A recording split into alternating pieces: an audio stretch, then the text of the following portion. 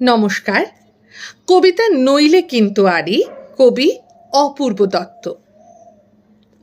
সকালবেলা ঘুম ভেঙেছে, মা বলল, শোন, বাসি মুখেই 100 থেকে 1 অবধি গোন। 9টা নাগাদ খেলতে যাব।